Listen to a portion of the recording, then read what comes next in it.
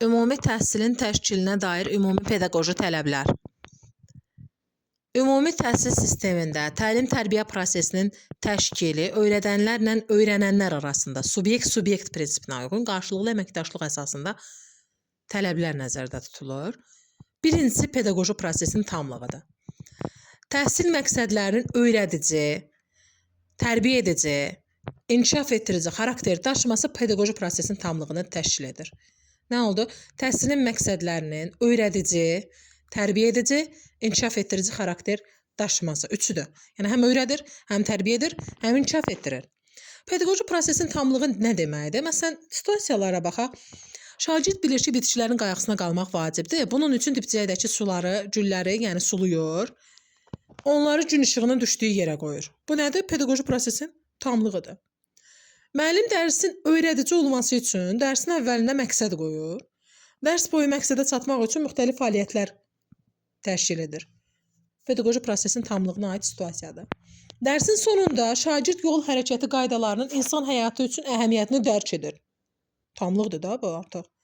Fikir verin, öyrətdi, tərbiyə etdi, inkişaf etdirdi, artıq əhəmiyyətini dərk edir. Şagirdlər bölmənin sonunda içməli suyun təbiətdə rolu, həyatımızda suya qənaətin vacibliyini anlayır. Bu da yenə pedaqoji prosesin tamlığına aiddir. Pedaqoji prosesin tamlığı nə zaman pozula bilər? Müəllim birini edib digərini etməyəndə pozulur. Məsələn, baxın, müəllim dərs zamanı müalicəvi dərman bitkilərinin xüsusiyyətlərini şagirdlərə öyrədir, lakin onlara bu bitkiləri qorumağın nə qədər əhəmiyyətli olduğundan danışmır. Bax, burada pedaqoji prosesin tamlığı prinsipi pozulub. Təhsildə bərabər imkanların yaradılması prinsipi və ümumiyyətlə təhsildə bərabər imkanların yaradılması prinsipi müəssisənin təhsil infrastrukturuna uyğun olaraq təhsil alanlar üçün eyni təlim şəraitinin təmin edilməsi, təhsil prosesinin şagirdlərin meyil, maraq, potensial imkanların nəzərə alınmaqla tənzimlənməsi, meyil, maraq və potensial imkanları nəzərə alınır. Həmçinin də təhsil infrastrukturuna uyğun olaraq təhsil alanlar üçün eyni təlim şəraiti təmin edilir.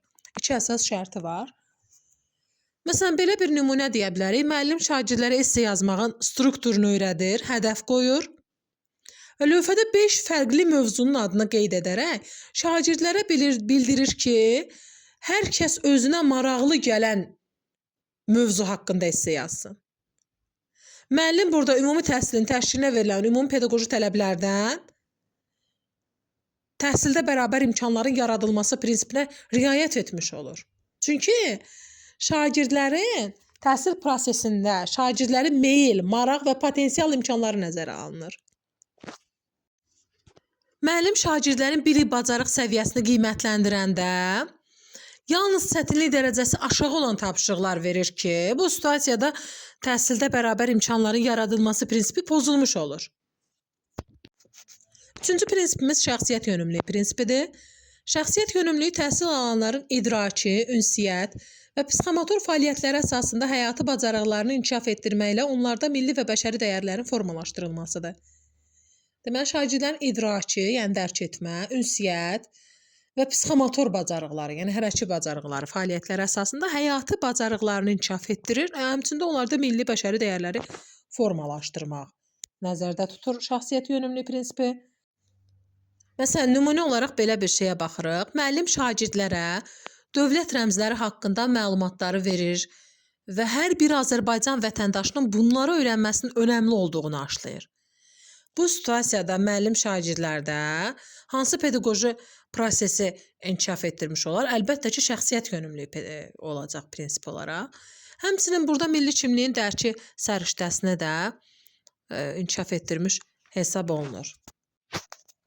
Müəllim hər bir şəxsin azadlığı digərinin azadlığı ilə məhdudlaşır, fikrini müzakirə edir və şagirdlərə qərarlarında, fəaliyyətlərində qarşısındakı insanı nəzərə almalı olduqlarını bildirir.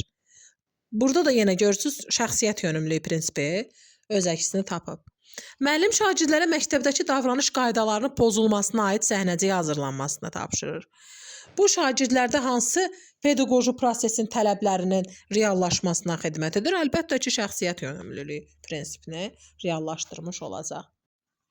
Müəllim şagirdlərə tapşırır ki, Şagirdlər istifadə etmədikləri məktəbli ləvazimatlarını ehtiyacı olan şagirdlərə göndərsinlər. Bu da yenə şəxsiyyət yönümlülüyü. Çünki şəxsiyyət yönümlülüyü nə dedi? Təhsil alanların idraki, ünsiyyət və psixomotor fəaliyyətləri əsasında həyati bacarıqlarını inkişaf etdirməklə onlarda milli və bəşəri dəyərlərin formalaşdırılmasıdır. Məktəbdə hər gün dərsdən əvvəl Azərbaycan Respublikasının himni səsləndirilir və daha sonra dərs başlanır. Himn səslənərkən şagirdlərin özlərini necə aparmalı olduqları onlara öyrədilir.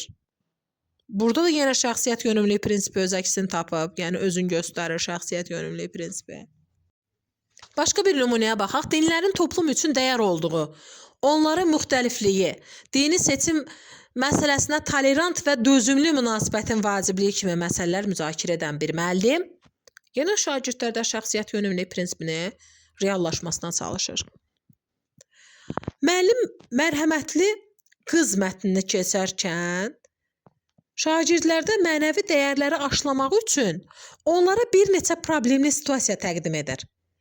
Bu şagirdlərdə də yenə şəxsiyyət yönümlülüyü prinsipinin formalaşmasına, reallaşmasına xidmət edir həmin müəllim. Başqa bir situasiyada müəllim 28 May Respublika Günü ilə bağlı tədbir keçirdir və tədbirdə xalq rəqsləri ifadə edilir. Rəqs ifa olunur. Bu rəqs situasiyada yenə müəllim nəyi reallaşdırır? Yenə də şəxsiyyət yönümlülüyü prinsipini reallaşdırmış olacaq burada da. Vətən müharibəsində əldə etdiyimiz qələbədən yaşadığımız fəxr hissini canlı yaşatmaq üçün müəllim şagirdləri qənimətlər parkına aparır. Bu zamanda yenə hansı prinsip gözləniləcək, pedaqoji tələblərdən hansı prinsip gözləniləcək? Əlbəttə şəxsiyyət yönümlülüyü prinsipi gözlənilmiş olacaq. Dördüncü prinsipimiz şagird yönümlülüyü prinsipidir. Təhsil fəaliyyətinin bilavasitə təhsil alanların mənafeyinin müdafiəsinə, təhsil tələbatlarının ödənilməsinə, istedadlarının reallaşmasına, şəxsiyyətlərin formalaşmasına yönəlib. Baxın, təhsil alanların mənafeyi müdafiə olunur, təhsil tələbatları ödənilir, istedadları reallaşır və şəxsiyyətləri formalaşır.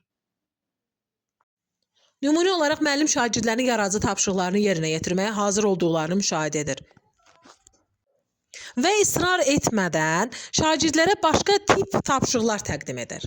Sinifdə pedaqoji prosesin təşkilinə verilən tələblərdən hansına riayət olunur? Əlbəttə şagird yönümlülüyü prinsipinə riayət olunmuş olur. Müəllim şagirdlərə Vətən müharibəsi haqqında məlumat toplamağı tapşırır. Bu da yenə bu fəaliyyət də müəllimlərdə hansı pedaqoji prosesin təşkilinə verilmiş tələbləri reallaşdırmış olacaq? Əlbəttə ki, şagird yönümlülüyü prinsipini reallaşdırmış olacaq. Müəllim şagirdə əsərdəki baş obrazın hərəkətinə münasibət bildirməyi tapşırır və Sokrat dialoqundan istifadə edir. Burada da yenə şagird yönümlülüyü prinsipini müəllim reallaşdırmış olur. Şagirdlər debatda iştirak etmək istəmirlər, müəllim bu üsulun faydasını izah edir və şagirdləri debata cəlb edir. Burada da şagird yönümlülüyü, yəni təhsil tələbatlarının ödənilməsi. Şagird iştirak eləmək istəmir, amma müəllim başa salır ki, bu faydalıdır, bu üsul faydalıdır. Bunu izah edir də, yəni şagirdlərin təhsil tələbatları. Bir var arzu istək, bir də var təhsillərinin tələbatları. Bunu izah edirsə müəllim, başa salırsa şagirdləri debata cəlb edirsə müəllim şagirdləri, şagird yönümlülüyüdür burada. Müəllim şagirdlərə Mirzə Fətəli Axundovun dini baxışları haqqında müzakirəyə hazır olmaları üçün araşdırma aparmalarını tapşırır. Burada da yenə şagird yönümlülüyü var. Daha sonra müəllim şagirdlərə Vətən müharibəsi haqqında məlumat toplamağı tapşırır. Şagird yönümlülüyü var yenə də burada, diqqətlə baxsaq. Müəllim şagirdlərə əsərdəki baş obrazın hərəkətinə münasibət bildirməyi tapşırır və Sokrat dialoqundan istifadə edir. Burada da şagird yönümlülüyü prinsipi özünü göstərmiş olacaq. Ailə büdcəsinin qorunması ilə bağlı, qənaətin vacib olması ilə bağlı şagirdlərə müzakirəsini təşkil edən bir müəllim şagird yönümlülüyü prinsipini orada izah etmiş olur. Şagird yönümlülüyü prinsipinə riayət etmiş olur. Müəllim şagirdi yeni yaratdığı layihəyə yoldaşlarını da cəlb etməyə sövq edir. Yenə də burada şagird yönümlülüyü prinsipi özünü göstərmiş olacaq. Müəllim 5-ci, 6-cı siniflərdə şagirdlərdə araşdırma aparmaq üçün müxtəlif mənbələr təqdim edir. Həmin şagirdlər 8-9-cu sinifə çatanda müəllim mənbə təqdim etmədən araşdırma işi tapşırır. Bu da şagirdlərdə şagird yönümlülük prinsipini formalaşdırmış olacaq. Müəllim şagirdlərin potensialını müəyyənləşdirmək məqsədi ilə müxtəlif təfəkkür növünə yönəlmiş tapşırıqlar verir. Bu da yenə şagird yönümlülük prinsipidir. Gördüyünüz kimi, müəllim şagirdi tapşırığı yerinə yetirmək üçün kütləvi informasiya vasitəsindən, həmçinin internet resurslarından, kitabxanalardan istifadə etməsinə yönəldir. Burada da yenə şagird yönümlülük prinsipi gözlənilmiş olacaq. İnkişaf yönümlülük prinsipi şagirdlərin təhsil nailiyyətlərinin təhlilindən alınan nəticələr əsasında onların inkişaf perspektivlərini ehtiva edən kompleks tədbirlərin həyata keçirilməsi deməkdir. Yəni fikir verirsiniz, təhsil nailiyyətlərinin təhlilindən alınan nəticələr əsasında onların inkişaf perspektivlərini ehtiva edən kompleks tədbirlər. Məsələn, KSG keçirən zaman KSG-nin nəticələri sinifdə müzakirə olunmur. Burada nə pozulmuş olacaq? Bu da şagirdlərin problemin həll olunmasına mane olur. Burada əlbəttə inkişaf yönümlülük prinsipi pozulmuş olur. Çünki KSG-nin nəticələri təhlil olunmalıdır ki, inkişafın uşaqlarda o təhlil olunsun. Təhlil olunsun və onlarda yəni inkişaf olsun da. Baxın, inkişaf yönümlülüyü bir daha baxın diqqətlə. Təhsil nailiyyətlərinin təhlilindən alınan nəticələr əsasında onların inkişaf perspektivlərini ehtiva edir və kompleks tədbirlər sistemidir bu. Ona görə də KSG-nin nəticələri təhlilindən verirsə, KSG-dir, BSG-dir, bunların təhlilini verirsə, deməli burada inkişaf yönümlülükdən danışır.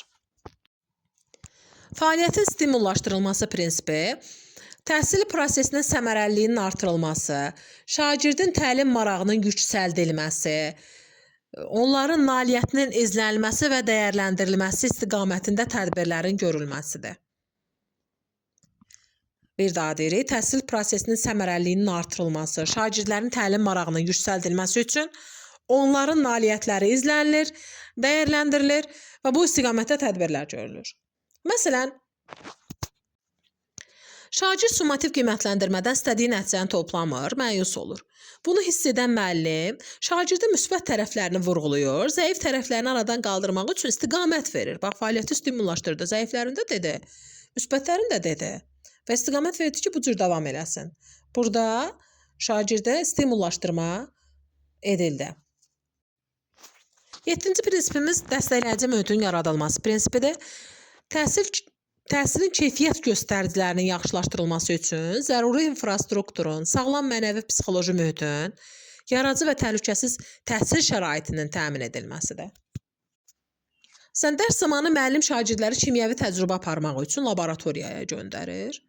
Lakin heç bir təhlükəsizlik tədbiri görmür. Burada əlbəttə dəstəkləyici mühit pozulmuş olacaq. Çünki zəruri infrastruktur orada olmalıdır. Sağlam mənəvi psixoloji mühit olmalıdır. Yaradıcı və təhlükəsiz təhsil şəraiti təmin edilməlidir. Bax, bu situasiyada laboratoriya aparır müəllim, amma təhlükəsiz tədbir görmürsə, deməli burada nə pozulmuş olur? Dəstəkləyici mühit pozulmuş olur. Çünki təhlükəsiz təhsil şəraiti olmamış olmuş olur. Yəni, təmin edilmir təhlükəsizlik. Ona görə də burada dəstəkləyici mühit prinsipi pozulmuş olur. İnkişaf yönümlülüyü prinsipi şagirdlərin təhsil nailiyyətlərinin təhlilindən alınan nəticələr əsasında onların inkişaf perspektivlərini ehtiva edən kompleks tədbirlərin həyata keçirilməsi deməkdir. Burada məsələn müəllim KSG keçirəndən sonra nəticələri təhlil edib, şagirdlərin hansı alt standartları, tələblərini yerinə yetirməkdə çətinlik çəkdiklərini müəyyən edir.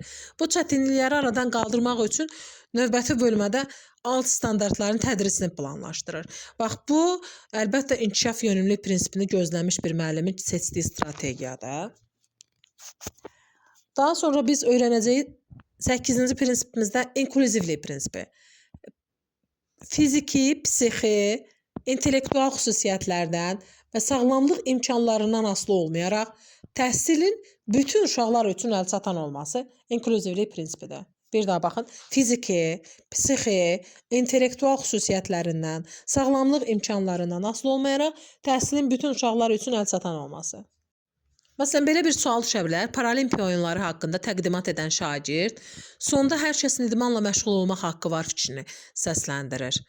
Bu situasiyaya görə müəllim şagirdə hansı səriştəni formalaşdırmış olur? Əlbəttə ki, inklüzivlik, hansı pedaqoji prosesin reallaşdırır, inklüzivlik. Səriştə isə demokratiya və insan hüquqlarına hörmət hissini, səriştəsini formalaşdırmış olur. Çünki paralimpiya oyunları deyir burada. Paralimpiya olimpiya oyunlarından fərqlənir. Bu əlil insanların olimpiya oyunlarıdır. Bəzi qüsurları olan, fiziki qüsurları olan insanların oyunlarıdır. Ona görə inklüzivlik prinsipində biz dedik axı ki, inklüzivlik fiziki, psixi, intellektual xüsusiyyətlərindən, sağlamlıq imkanlarından asılı olmayaraq təhsilin bütün uşaqlar üçün əlçatan olmasıdır. Bir də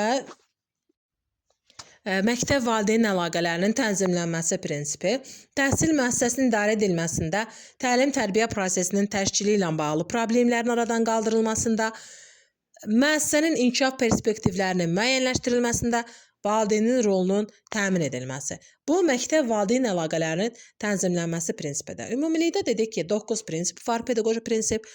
Ümumi təhsilin təşkilinə verilən pedaqoji tələblər bunlardır.